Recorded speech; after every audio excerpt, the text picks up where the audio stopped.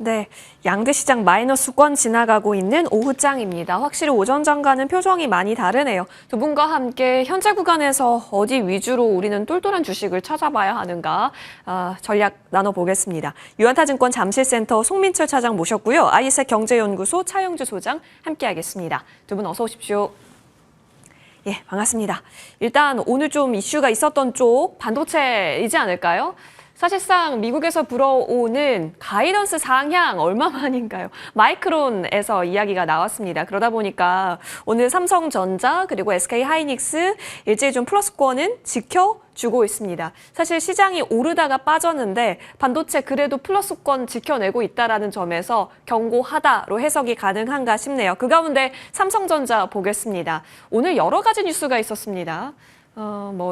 한 매체에서, 근데 작년에도 그런 이슈가 참 많이 있었던 매체이긴 했었는데, HBM3 12단 통과 보도가 있었습니다. 엔비디아 공급했다라는 뉴스였습니다. 어느 정도 영향성이 있다라고 보세요? 사실상 한 매체 보도이기도 한데, 여기에 엔비디아까지 붙어준다고 한다면 일단 7은 확실히 지키는 구간으로서는 보고 계시는지도 궁금합니다. 네, 이번엔 다를 것 같습니다. 네, 이번에는 정말 HBM3를 퀄 통과를 하지 않을까, 그렇게 보고 있었고, 더 이상 한 2년 동안 이렇게 지체를 하면서 좀 설왕설래가 있었잖아요. 하지만 이번에는 정말 아니 땡 굴뚝에 연기 날까, 분명히 제가 봤을 때는 HBM3를 퀄 통과를 하지 않을까, 좀 그렇게 보고 있고, 뿐만 아니라 더 나아가서 HBM4 시장이 열린다고 말씀을 드렸잖아요. 그렇기 때문에 이쪽 관련해서도 하이닉스의 버원가는 삼성전자의 선방을 좀 기대를 하고 있고, 무엇보다 이 파운드리가 이제 늘 이제 적자로 고민거리였는데, 이번에 이제 트럼프 관세 최대 수혜가 바로 이 삼성전자의 파운드리 산업 같습니다. 그렇기 때문에 이 파운드리 쪽에서 얼마큼 이제 뭐 테슬라나 애플 수주를 좀 받아놨기 때문에 여기서 정말 제품을 바르게 정말 정품을 정말 나온다고 하면은 여기서 삼성전자의 반등은 좀 기대해 볼 수가 있고, 그리고 또 하나의 사업인 게 바로 이제 스마트폰인데, 갤럭시 S25나 아니면 그 폴더블 폰 역시 지금 되게 승승장구하고 있기 때문에 이쪽에 대한 뭐 실적도 체크를 한다고 하면은 분명히 삼성전자는 악재는 다 지나갔고 호재만 남지 않을까, 그렇게 좀 보고 있습니다. 알겠습니다. 그러면 차장님, 사실 HBM4가 사실 중요한 거잖아요. 4에 있어서는 SK하이닉스가 여전히 선두에 있는 건 맞는데, 어쨌든 삼성전자가 그렇게 우리에게 안겨주지 않았던 뉴스가 조금씩 가시화가 되는 거라면, 거기서 반응이 충분히 나올 수 있는 자리라면 SK하이닉스와의 현재 비교 관점으로 보는 게 맞는 것인지, 아니면 4 관점으로 본다면 SK하이닉스에 여전히 박수를 쳐줘야 하는 건지 싶어요.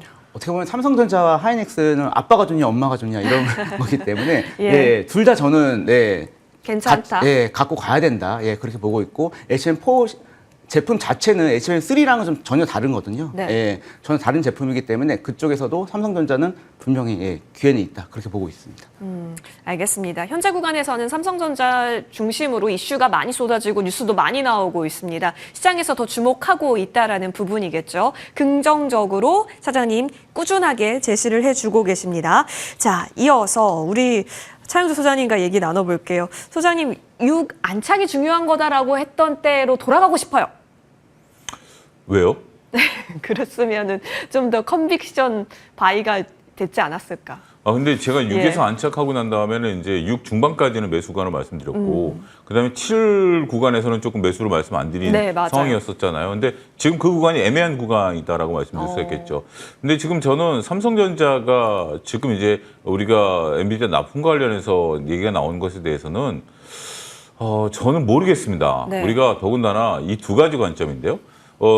세 가지 관점이죠. 일단 독점 보도 이후에 후속 보도가 없다라는 거. 우리가 몇 차례 이제 그 경험적으로 봤을 때 독점 보도가 나면 많은 매체들이 그것이 사실인지 여부를 확인을 하죠. 그렇죠. 매체 특성입니다. 매체 특성입니다. 하나가 단독 보도를 하면 그 하는데 후속 보도가 없다라는 것은 진위 확인이 안 된다라는 거죠. 물론 그 진위라는 것이 맞을 수도 있고 또 틀릴 수도 있는데 그 부분을 확인이 안 됐다라는 것이고요. 두 번째는 이제 와서 HBM3 12단 하면 뭐 하겠습니까? 4를 봐야 되는 제 개인적인 부분들. 그거 한 것도 훌륭한 건 맞아요. 훌륭한 건 맞는데 그런 부분들이 있다라는 거고, 세 번째는 시장에서 반응이 이제는 그거 정도라면, 과거에는 작년 이맘때라면 삼성전자가 4, 5% 이상 올라줬어야죠. 이제는 시장에서는 이 정도 뉴스, 확인되지 않은 뉴스에 대한 반응 정도가 뜨뜻미지근하다라는 정도죠. 오히려 테슬라의 22조 납품보다도 주가가 더 못 오르는 것 같아요. 그렇기 때문에 그 뉴스에 대한 진위 여부를 저는 확인할 수 없다라는 거고, 더군다나 그 우리가 기술적으로도 봤을 때 하이닉스는 뛰어가고 있는데 이제야 저 밑에서 우리가 한두 걸음 갔으니까 우리가 한두 걸음 가르면 네가 저 뛰어간 거 우리가 한꺼번에 만회할 수 있어라고 얘기하는 거랑 뭐가 다른지 모르겠습니다. 지금 삼성전자는 정말 위기의 삼성전자라고 말씀드릴 수 있겠고 네. 그렇다고 해서 삼성전자 나쁘냐? 아닙니다. 삼성전자의 희망의 트리거는 전 수급에 달려 있다라고 보여집니다. 오전만 하더라도 외국인들이 현물 선물에서 수급이 들어왔었죠. 삼성전자가 견조한 흐름들을 보여줬었죠. 근데 지금 현선물이 빠지죠. 그러다 보니까 이제 현물에서 빠지죠. 그러다 보니까 삼성전자가 좀 빠지죠. 그렇다면 외국인들이 한국물에 대해서 긍정적인 모멘텀이 들어온다라면 삼성전자는 다시 플러스로 돌아갈 가능성은 현재로서 농후하다. 그러니까 지금 삼성전자를 펀드멘탈적으로 접근을 하기에는 너무 애매한 것 같아요. 7만 전자에서 나올 것이 엄청난 게 쏟아졌습니다. 지금 테슬라 쏟아졌죠. 예. 애플 쏟아졌죠. 휴대폰 쏟아졌죠. 더군다나 우리가 좋아요. HBM 쏟아졌어요. 근데 왜 7만 전자죠?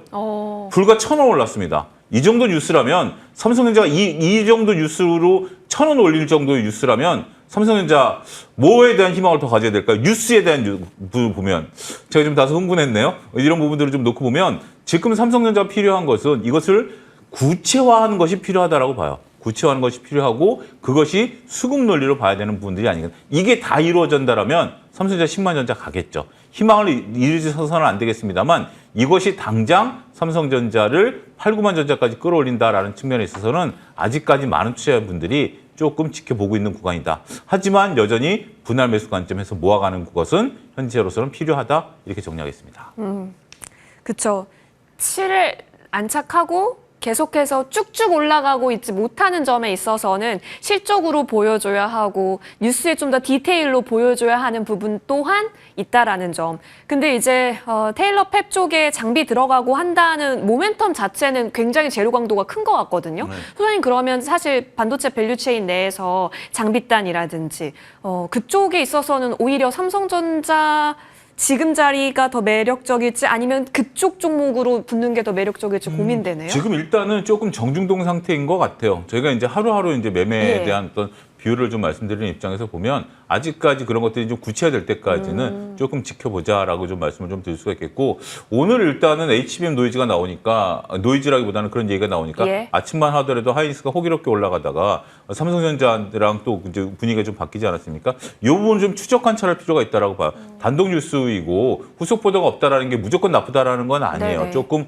오늘 저녁이라든지 내일 정도에 이제 많은 분들이 이것을 파고 들어올 것으로 보여지고 있고 그거에 대한 얘기들이 만약에 정말 2, 3일 내에 후속 보도가 없다라면 이것도 하나의 해프닝으로 끝날 가능성이 높죠. 그렇지만 2, 3일 내에 후속 보도가 나온다라면 이거는 삼성전자한테는 굉장히 큰 폭발성 있는 차장님 말씀하신 정말 역대급 얘기가 달라질 수 있는 부분들이기 때문에 지금은 예단하기는 어려울 것 같아요. 그래서 이번 주에 후속 보도가 이어지는지 여부가 저도 관심이고 정말 후속 보도가 좀 이어졌으면 좋겠습니다. 삼성전자를 응원하는 입장에서. 예. 그렇죠. 모두가 바라는 위시입니다. 그것이 작년인 줄 알았는데 일단 그렇죠. 올해 8월이 된 거죠. 후속 보도 기다림도 필요할 것 같아요. 그렇다면 소부장 밸류체인 내에서 어디가 더 실체로서 수혜를 받아갈 수 있을지 또 구상이 필요할 것 같네요. 일단 삼성전자 현재는 모아가기 가능한 구간으로서 두 분 모두 긍정의 의견 정리합니다. 자, 이어서 다음 종목으로 넘어갈게요. 오전 오후 확연한 분위기가 좀 느껴지죠. 윗골이 많이 달고 있는 종목들 속출하고 있는데 그 가운데 하나가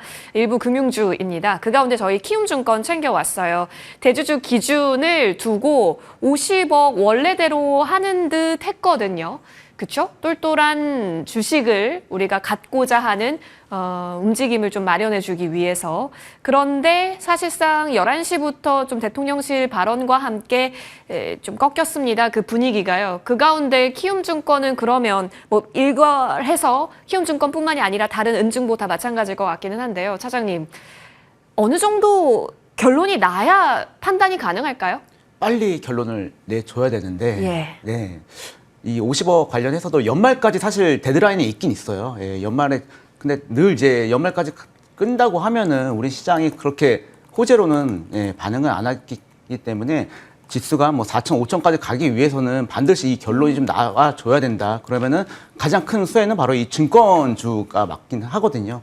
실내로 지금도 이제 거래가 많이 되고 있습니다. 예. 거래 금액이 늘면서 웬만한 이제 증권회사들 실적이 정말 이제 어닝 서프라이즈를 내고 있기 때문에 게다가 이제 키움증권 같은 경우는 가장 이제 브로커리지 개인들이 가장 많은 이제 이용하는 그런 증권회사 중에 하나이기 때문에 그리고 신사업 관련해서도 뭐 스테이블 코인이나 뭐 토큰 사업 정도 이렇게 시스템을 다 완비가 된 회사기 때문에 제가 봤을 때는 좀 분할 매수 관점에서 좀 조정시 있을 때는 좀 충분히 놔도 된다. 뭐 대통령의 의지가 강하긴 강하잖아요. 예. 예. 그 부분에 대해서 한번 베팅을 해보는 건 또 나쁘지 않다. 그렇게 보고 있긴 합니다.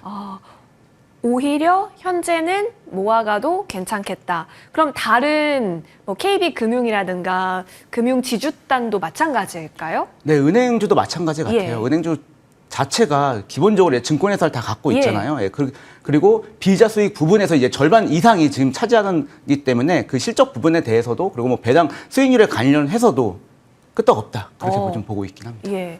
오히려 우려가 깊을 때 앞으로 가는 게 방향이 맞다면 기회로서 볼 수 있는 구간처럼 느껴지긴 하는데 타이밍의 문제로 보여지긴 하네요. 키움증권 그렇다면 분할 매수의 관점 열려져 있다 의견 주셨습니다. 키움증권을 증권주 내에서 또 우선순위로 주셨던 차영주 소장님께 현재 구간은 어떤 구간이에요? 저도 차장님처럼 베팅의 영역인 것 같아요. 충분히 베팅 가능한 네. 부분들이라는 건데 우리가 이제 당정 간의 이견이 나오는 것들이 어떻게 보면 좀 뭐 이렇게 뭐 의견을 모아가는 과정에 있어서 하나의 어떤 뭐 정상적인 과정일 수도 있고 그런 부분들이죠. 뭐 어떻게 결론 날지는 지금 예단하기는 어렵습니다. 뭐 부정적으로 보는 관점으로 놓고 보면 여전히 지금 이제 10억이 우세하다라는 거겠죠. 뭐 그 부분은 뭐 누가 봐도 10억이 우세하니까 발표를 못 했겠죠. 10억이 우세한 건데 왜 발표를 못 해? 10억이 우세한데 10억을 발표하니까 주가가 폭락했던 경험이 있기 때문에 10억이 우세한 부분들이 현재로서는 10억이 우세한 거 아니야라는 것들로 인식하기 때문에 시장이 슬슬 밀리는 거 아니겠습니까? 그런데 그걸 왜 발표 못 할까요? 일단 시장이 무섭고 두 번째는 그걸 50억으로 맞추려고 노력을 하는 부분들이 아닐까요? 라는 부분들이 있겠죠. 뭐 우리가 현실적으로 그런 부분들이 있지 않을까. 지나고 나와서 보니까 탄핵 정국 내에서도 우리가 이제 대법원에서도 오랫동안 그 판결문이 나오기 전까지도 그 의견을 모으는 과정이 굉장히 오래 걸렸다라고 하지 않습니까? 민주주의라는 것이 그런 거죠. 어떤 의견을 표출하는 과정에 있어서 그 의견을 모으는 과정이 때로는 힘들고 때로는 시간이 오래 걸릴 수도 있긴 하겠죠. 저는 그러한 과정 속에 있는 부분들이 아니겠나. 그래서 베팅의 영역이다라고 말씀을 드릴 수가 있겠습니다. 제가 이렇게 말씀드렸습니다만 10억이 될 수도 있어요. 이건 뭐 누구든지 모르는 얘기죠. 그렇지만 조세 형평성과 우리가 이제 자본시장 활성화에 대한 어떤 양날의 검을 두 개를 다 잡을 수는 없는 거죠. 하나를 포기해야 되는 거지만 조세 형평성에 대한 것이 현재 지금 당정 내에서는 더 우세하다라는 부분들이 있기 때문에 오늘 빠지는 부분들이 있긴 하겠습니다만 결국 대통령실에서의 어떤 의지가 더 중요한 부분들이 아니겠나 싶어요.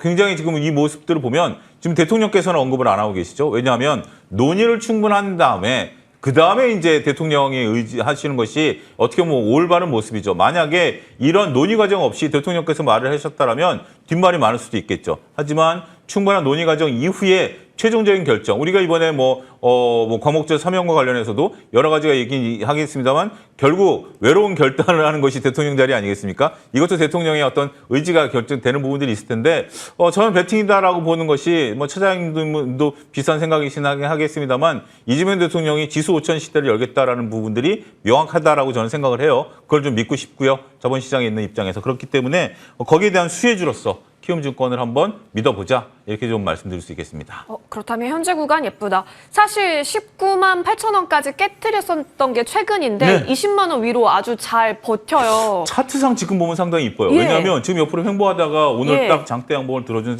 상황이기 때문에 오늘 윗꼬리를 달았다 하더라도 차트가 상당히 좀 이쁜 차트를 모양을 만들었기 때문에 차트상도 충분히 공략하다. 여기서 만약에 양봉이 내릴 정도 나온다라면 바닥에서 그러니까 이제 횡보 이후에 다시 2차 상승을 나타낼 수 있는 구간이 아니겠나 말씀드릴 수 있겠습니다. 네, 지금 쭉 차트 보여주셨는데요. 다시 한번 방향을 위로 잡을지 지금 또 기다리는 대기 모드의 차트이기는 하네요.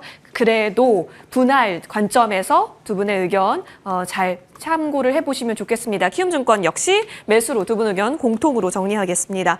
자, 이어서 저희는 조선기자재로 가보겠습니다. 태광이 오늘 또 커버 리포트가 나왔는데요. 동종업계 내 지나치게 저평가되었다. 그렇게 하면서 목표 주가를 31,000원까지 내다보는 리포트가 있었습니다. 오늘 사실 오전장 하더라도 대형주 다시 좀 살아나나 싶으면서 조선주로 움직임이 좀 있었긴 했는데 그래도 태광 현재 12%대 잘 지켜주고 있습니다.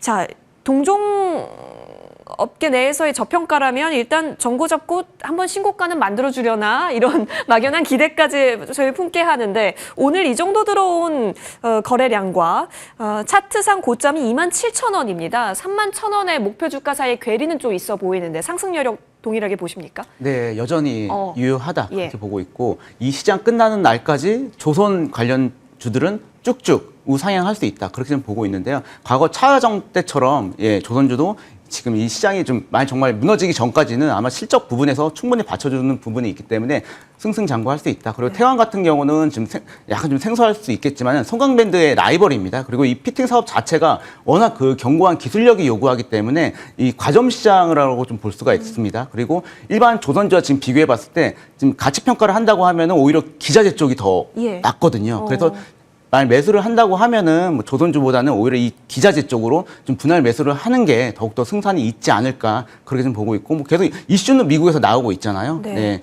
방산 쪽이나 뭐 해양 쪽 관련해서도 뭐 트럼프 대통령이 계속 언급을 하고 있기 때문에 충분히 제가 봤을 때는 뭐 내년까지도 갈 수 있지 않을까 그렇게까지 보고 있습니다. 네. 피팅 쪽. 여러분 한번 볼까요? 사실 태광이 부각되기 전에 일단 성광밴드가 먼저 부각이 됐었는데 사실 성광밴드의 실적이 그렇게 뭔가 뒷받침되어 있어 보이지 않는다라는 의견이 사실 어제 있었던 거였거든요. 그 가운데 태광이 그 자리를 비집고 나타났습니다. 그리고 긍정의 의견이 덧붙여졌어요.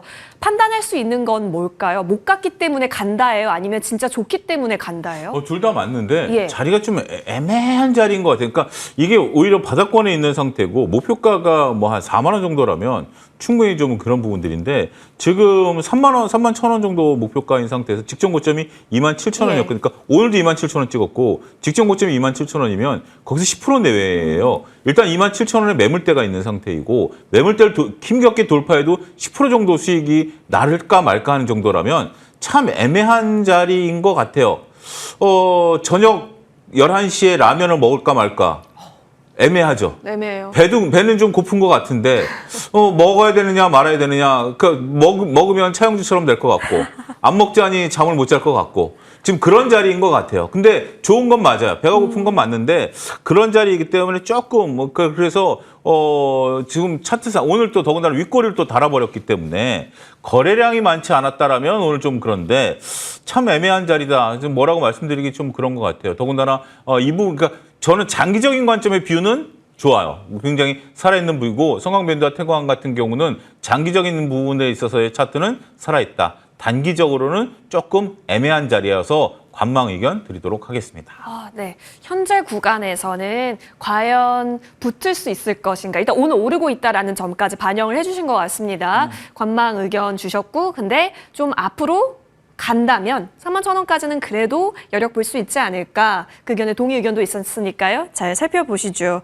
조선주 전반적으로 잘 응원하면서 바라봐야 될 것 같고요. 이어서 다음 종목으로 넘어갑니다. 2차 전지 봐야 될 것 같습니다. 에코프로 BM이 이렇게 잘 가네요. 그러니까 이제 뭐 누누이 얘기 나눴었지만 단기 수급으로 끝날 한 번의 꿈틀거림이 아닌 것처럼 보여지는 지금 현재 구간. 근데 또 증권사의 여러 가지 분석들이 최근에 나오고 있는데요. 안 움직이다가 움직이니까 많이 나옵니다. 근데 ESS 수혜는 또 제한적이다라는 의견이 어제 또 많이 나타났었거든요. 좀 따지고 볼 게 많을 것 같습니다. 어디에 집중해야 되는 거예요? 포커스는 ESS 같습니다. 과거에 지금 2차 전지 업체들이 전기차 흥행을 앞두고 그래서 미리 좀 선반영된 부분이 있기 때문에 이번에는 ESS가 내년에 이제 개화기를 맞이할 거기 때문에 거기에 대한 실적이 좀 먼저 좀 뒷받침되지 않았나 그렇게 보고 있고 특히 이제 ESS 같은 경우는 지금 이제 하이니켈 양극재가 아니라 바로 이제 LFP 그걸 해야 되는데 지금 어떻게 보면 셀 업체들이 드디어 이제 인정을 했습니다. 인정을 하고 그쪽으로 좀 전환을 하면서 충분히 ESS에서도 승산이 있겠다. 그러면서 지금 테슬라에 대한 수주까지 좀 놓은 상황이기 때문에 뭐 트럼프 대통령이 계속 방어를 해줄 예정이고 그리고 무조건 이제 인공지능을 하려면 기본적으로 이제 신재생 쪽이나 에너지가 뒷받침돼야 되는데 예. 적재적소에 쓸 수 있는 게 바로 이 SS 이 배터리이기 때문에 반드시 제가 봤을 때는 라이벌이 없다. 네, 왜냐하면 중국은 다 견제를 해주잖아요. 네, 그래서 제가 봤을 때는 충분히 지금 업사이클이 더 있지 않을까. 예, 그렇게 좀 보고 있습니다. 네, 하지만 근데 관망을 주셨던 이유는 뭘까요? 그래도 실적은 좀 예. 네, 여전히 아. 내년에 찍힐 예정이기 때문에 네. 예, 좀 조심조심 돌다리도 좀 두들기면서 한번 가보자. 예, 그래서 준비를 그럼 했습니다. 지금 무턱대고 이 자리에서 들어가지는 않을 거다라는 의견으로 봐도 되나요? 3번, 4번 이렇게 나눠서 살 것 같아요. 예, 예. 아, 그럼 혹시 바라보고 계시는 이 정도까지 오면 한 사이클 갔다라고 생각하는 마음속에 목표 주가가 있으신가요? 목표 주가는 사실 이제 주가는 좀 무의미한 것 같고 예, 예. 수급이 관건인 것 아, 같아요. 수급. 외국인 기관 수급이 네. 좀 얼마큼 받쳐주냐. 한번 어. 매도가 나와갖고 뭐 장대 음봉이 된다고 하면은 의심을 해야 되지 않을까 그렇게 보고 있습니다. 알겠습니다. 사실 어제 외국인 기관 좀 들어왔어요. 그러니까 계속해서 줄곧하게 쭉 사는 건 아닌데 들어올 때 좀 크게 들어오는 경우도 있는 것 같아요. 수급 분석 좀 부탁드릴게요. 에코프로 BM 사실 그간의 싸움터였지 않았습니까? 수급 싸움터. 그렇죠. 지금은 어떤 구간이에요? 저는 일단 추세만 보고 들어가도 되지 않을까 네네. 싶어요. 그러니까 이제 뭐 여러 가지 복잡하게 뭐 캐즘이라든지 ESS 뭐 이런 것들을 놓고 보면 머리가 상당히 좀 복잡한 것 같아요. 근데 이렇게 복잡한 기업의 차트가 우상향할 때 오히려 매수 적기인 것 같아요. 그러니까 ESS를 보시는 분들은 긍정적이다라고 보는 거고 한쪽에서는 여전히 캐즘을 극복하지 못했어라고 보는 분들이 이런 차트들이 나타나면 상당히 서로 간의 충돌이 일어날 수밖에 없겠죠. 이러한 차트의 초기 모양이 올 초에 건설주에 있었고요. 올 초에 네카오가 이랬습니다. 그때만 하더라도 우리가 알고 있었던 인식과 차트가 반대로 움직였었죠. 어려운 부분들이 있었음에도 불구하고 제가 두 섹터 다 말씀드렸어. 현대건설 보면서 네카오 보면서 이거 참 차트가 이쁘네요라고 말씀을 좀 드렸던 네네. 기억이 납니다. 지금 에코프로 같은 경우, 에코프로 BM 같은 경우 전체적으로 봤을 때 차트가 이게 에코프로 차트다라고 생각하지 마시고 에코프로 BM 차트다라고 생각하지 마시고 제가 누누이 말씀드리지만 이 차트만 놓고 보십시오. 상당히 한번 좀 도전해 볼 만한 차트가 아니겠습니까?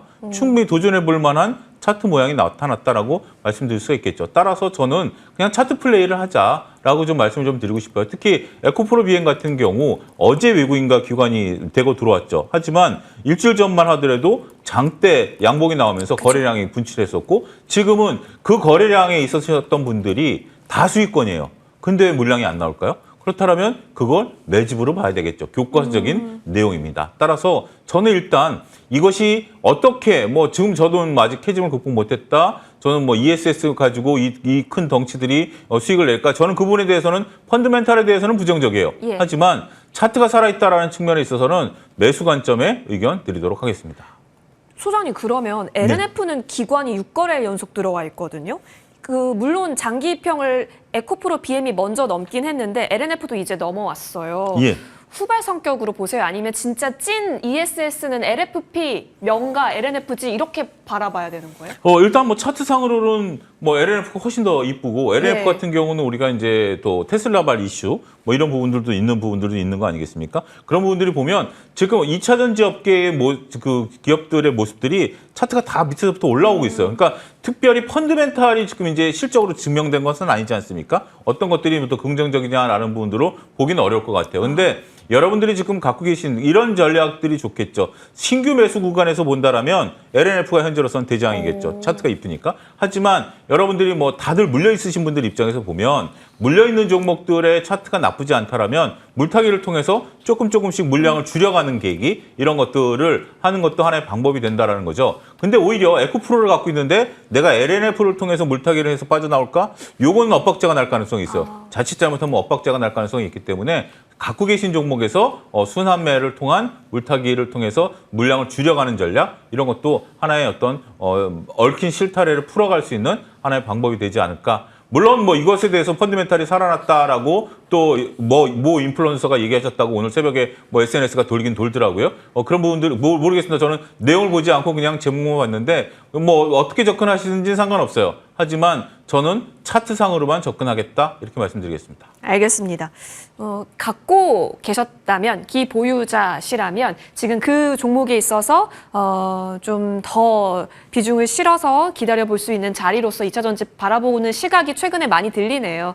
에코프로 BM 한번 흐름 보자고요.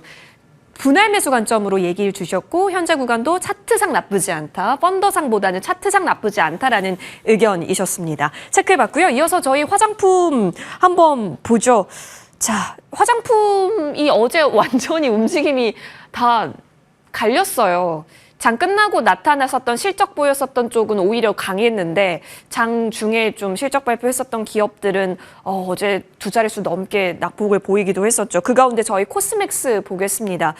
오늘 증권사 리포트 쏟아졌어요. 왜냐하면 실적 발표 다음 날엔 리포트 많이 나오는데 코스메카 코리아는 오히려 목표 주가 올리는데 코스맥스는 오히려 낮추고 실리콘투도 오히려 낮추고 이런 쪽으로 완전히 또 희비가 증권사 리포트에서도 엇갈리더라고요. 지금 화장품주를 바라보는 시선을 그냥 단기 감기로 봐야 될까요? 아니면 이제는 조금 물러나야 할 때로까지도 보세요? 아직 끝나지 않았다. 네네. 전 그렇게 좀 보고 있긴 하거든요. 너무 그 실적 기대치가 좀 높은 것도 있었습니다. 예. 어제 급락은 좀 실적 기대치가 좀 높았다. 거기에 좀 다다르지 못했다. 하지만 충분히 이제 분할 매수 구간일 수밖에 없는 게 제가 이 포커스가 이제 나라가 미국이잖아요. 미국에 대한 수출이 지금 단 점유율이 2%다. 예, 90%는 이미 자국산을 쓰고 있기 때문에 2%, 4%, 6% 정도 올라갈 수가 있고 그리고 ODM 업체들이 그렇게 많지 않습니다. 한국콜마랑 코스맥스랑 몇 개 업체밖에 안 되기 때문에 그만큼 거기서 뭐 유럽 쪽에서도 지금 이제 승승장구를 하고 있고 동남아 쪽에서도 마찬가지이기 때문에 어쩔 수 없이 이제 화장품을 수출을 하려고 하면은 이 ODM 업체를 통해서 뭐 생산부터 마케팅 홍보를 다 이렇게 원스톱으로 좀 다 제공을 주고 있기 때문에 제가 봤을 때는 별로 감기에 좀 지나지 않을까. 예, 충분히 분할 매수해도 나쁘지 않다. 그렇게 보고 있긴 합니다. 근데 차장님 왜 화장품은 컨센이 이렇게 높아요? 워낙 지금 한 2, 3년 동안 계속 올라왔잖아요. 예, 그렇기 때문에 계속 이제 보는 관점이 좀 점점 눈이 높아지는 것 같습니다. 네. 눈이 점점 높아지는군요. 근데 그거를 실적 발표 때마다 참 많이 보여야 하는 화장품주도 참 부담이 있을 것 같기는 합니다. 자, 그 가운데 그러면 차트 분석 한번 가볼게요. 근데 이렇게 한번 뭐랄까요? 음봉이 나오고 있는 종목군은 대응 방법이 일단 기다리자일까요? 소장님? 지금 오늘 화장품들을 보면 밑꼬리를 전혀 못 달죠. 예. 오늘 제가 질문 상당히 많이 받았는데 이 정도면 단타 한번 나올까요? 라는 분들이 있었어요. 근데 오늘 단타 들어가신 분들은 속된 말로 다 죽었습니다. 네. 다 100% 어느 시점에 단타 들어갔든지 간에 다 지금 이제 손실 구간이죠. 근데 보면 외국계들이 다 달려 있어요. 그러니까 저는 이렇게 생각을 합니다. 뭐냐면 외국계에서 오늘 화장품에 대한 손절이 들어간 것 같아요. 익절이든 손절이든 펀드 청산이 들어간 것 같아요. 그렇지 않고는 이렇게 물량이 쏟아질 수가 없습니다. 이게 어떻게 보면 아무래도 뭐 개인들이 써바치는 물량들도 있고 저도 이 부분이 낙폭이 좀 과다하다라는 부분들은 차장님 의견에 적극 동의를 하거든요. 근데 이렇게 밑거리를 못 달고 시간이 갈수록 오히려 더 밀려낸다라는 것은 더군다나 외국계가 다 달려있다라는 것은 특정 펀드의 청산이 아니고서는 해석이 불가능한 상태예요. 그래서 어떤 특정 펀드가 보유하고 있었던 것들, 여러 증권사에 나눠 있었던 펀드를 무조건 청산했다라고 봐요. 따라서 그 청산이 오늘 끝날 수도 있고요. 내일이나 모레까지 갈 수도 있어요. 이 청산이 끝나면 바로 리바운드 될 가능성은 있어요. 문제는 이 청산이 길어지면 로스컷을 부를 수밖에 없다라는 겁니다. 신용에 일단 걸리신 분들도 있을 거고요. 기관 로스컷을 또 부르는 분이 있어요. 가장 무서운 것은 기관 로스컷을 부르는 거죠. 신용은 뭐 그렇게 어떻게 보면 신용도 좀 무서운 거긴 합니다만 일단 뭐 코스맥스 같은 경우 신용 가능 종목이기 때문에 고점에서 잡으신 분들은 내일까지 밀리면 담보 부족이 발생할 가능성도 있죠. 이런 리스크를 좀 감안하셔야 될 것 같아요. 그렇기 때문에 고점에서 잡으신 분들에 대한 신용 리스크가 있고요. 여기에도 공매도도 자유로워졌죠. 이런 부분들이 있기 때문에 지금 당장 이것을 들어간다라는 것은 한번 고려해보자. 일단 특정 펀드의 청산 가능성이 높아진 상태에서 이 물결이 지나갈 때까지는 지금 어떠한 펀드멘탈적인 접근도 위험할 수 있다. 저는 그렇게 말씀드리겠습니다.